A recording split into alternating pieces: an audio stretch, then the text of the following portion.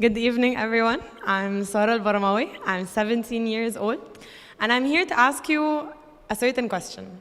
What if I shared with you a revelation that everything we know about grief is completely wrong, and that the 5 stages of grief, as outlined by Kubler-Ross, is actually completely wrong, or not? Let's not say completely wrong. Let's just say inaccurate or outdated.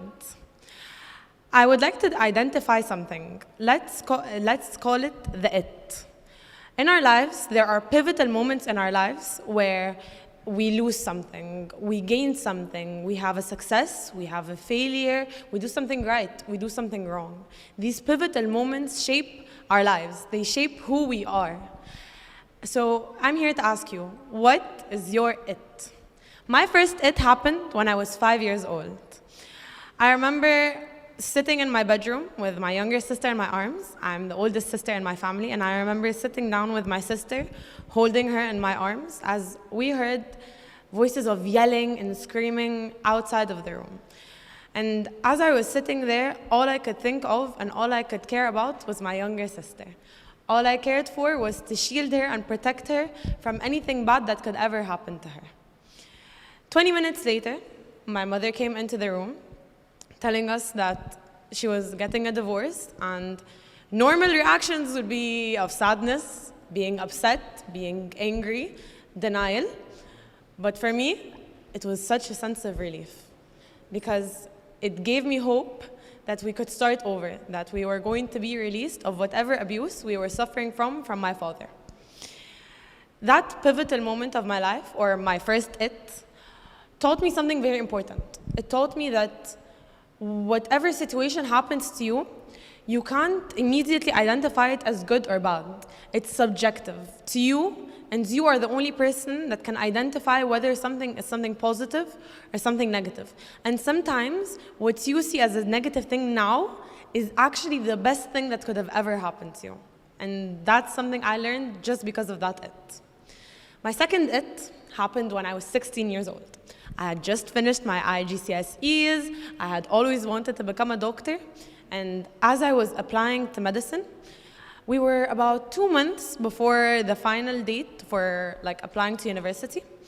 And I just remember having this doubt creeping in on me. Hey, is this what I want to do for the rest of my life? And I felt fear or shock when immediately my answer was, no, this is not what I want to do. A decade down the line, is this what's going to make me happy? No, I wouldn't be happy. Around the same time, I had a trip to New York City in the United States of America, and I was on a MUN where we met the ambassador of Egypt in the UN headquarters there, and we actually had the opportunity to visit the UN headquarters in New York City. I remember as I was entering those hallways, I remember standing there, looking up, and tears of joy started to well inside my eyes. I remember calling my mom, and I was like, Mom, I found it. This is what I want to do for the rest of my life. This is what I'm going to be happy doing a decade down the line. For me, a few months ago, I would have never imagined not being passionate about medicine anymore.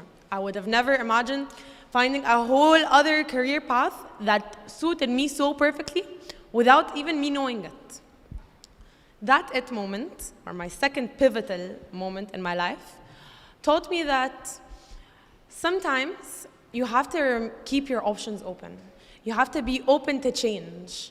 Change is so beautiful if you allow it to be.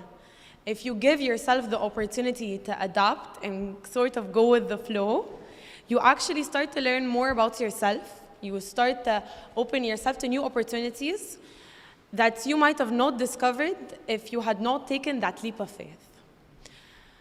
The last pivotal moment that I wanted to tell you about, or my last it, which is my most important it to me, happened to me last September. I was 17 years old, and it happened to me last December, last December. My best friend, Adam Hilal, he died of a freak car accident. It was such a surprise to everyone that knew him.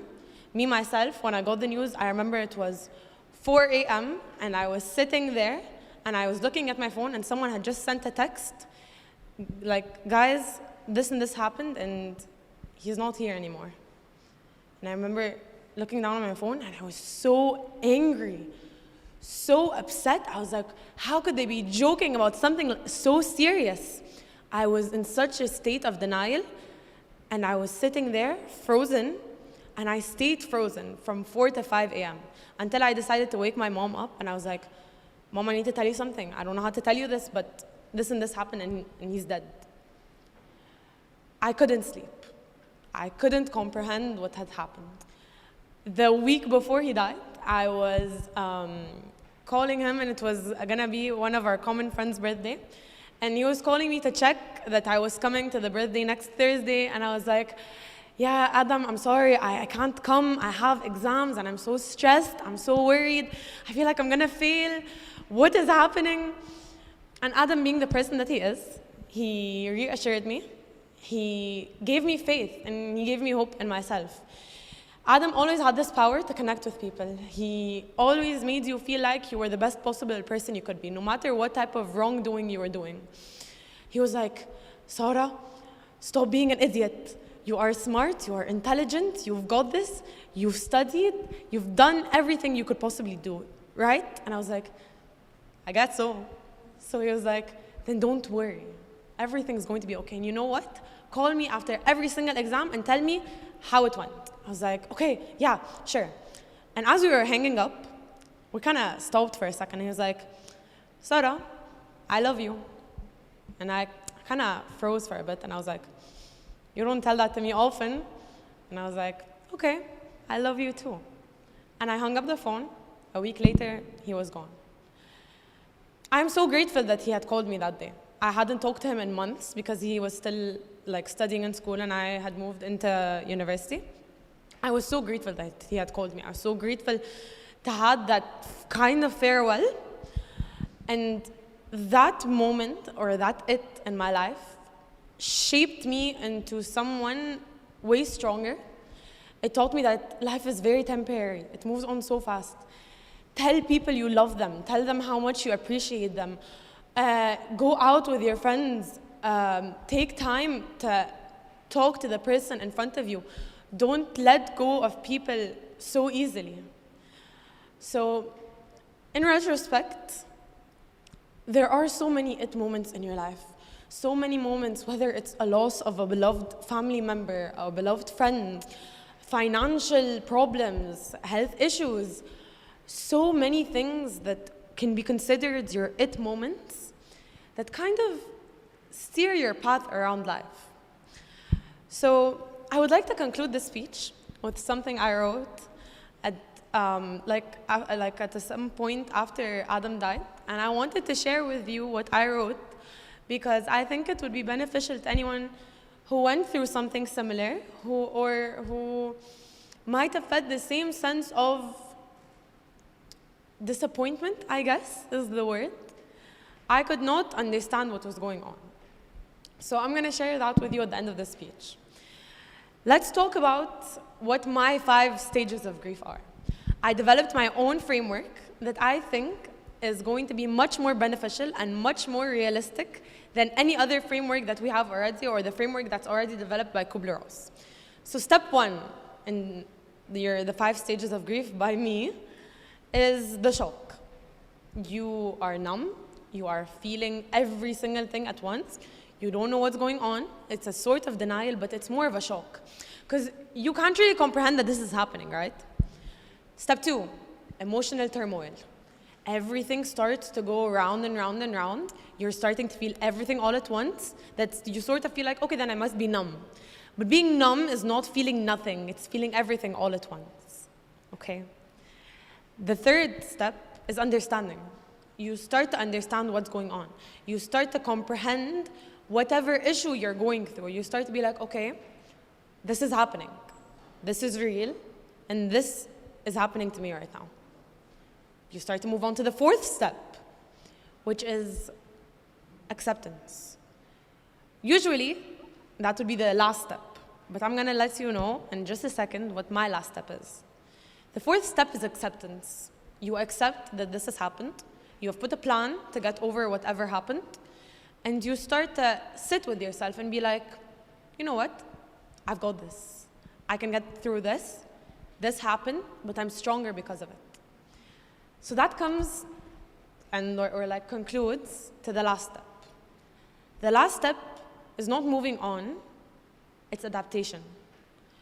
You don't ever move on from something important that has happened in your life. You don't just forget about it. You don't just go on with your life like nothing ever happened. You start to incorporate what happened into your life. The pain doesn't get smaller, but you get bigger. You start to move on with your life. You start to do more. You start to think about whatever happened and learn from it. You don't see it as a disadvantage or something bad that happened. You start to see it as a lesson. You start to see it as something that you've learned that has made you a stronger person for whatever to come in the future. So that last step is very important because we're never ever going to actually move on from something. You can't just forget something important. You start to incorporate it into your life. You start to adapt. You start making it part of who you are and be proud of it. So that leads us to what I wrote, and I'm going to share this with you right now. I wrote this after Adam died, and I thought it would be nice to share with every single one of you, if it might help you guys, even if it's for just a little bit. Let me read it to you, okay? This is for the people who went through trauma and didn't come out of it with thicker skin. Just a reminder that there's so much more that we still don't know about ourselves. And that's what makes life so beautiful. Next year, you could find your next favorite musician or fall in love with someone you haven't even met yet. You might see a new shade of green that will become your new favorite color. Or you could become obsessed with a new food that you thought you once hated. We change as life goes on. We grow as life changes. Our experiences shape us into a new person. It's beautiful. But instead, I came back with sensitivity to the world and a deep sadness that won't go away. Some of us went through something and lost a piece of ourselves.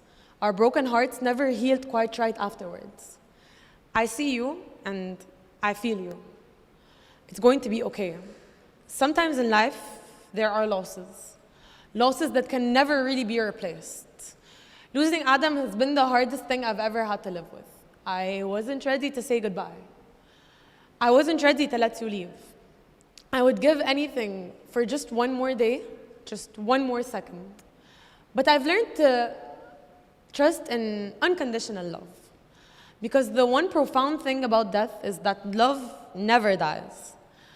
Some bonds cannot be broken, because even though you're not physically here, your heart is. It lives on within me. I carry your heart inside mine. I carry it on days when I discover something new. I carry it on days when beauty unfolds in the most unexpected places. I carry it on days when I find the courage to heal and to grow. I carry it with me always. I'll find someday we will meet again and we will no longer be separated by time or space. But until that day, I'll find comfort in knowing that you are still with me, your heart safely tucked inside mine. Some hearts just belong together and nothing will ever change that. I loved you then, I love you now, always did, always will, forever in my mind, forever in my heart, I will carry you. Thank you so much.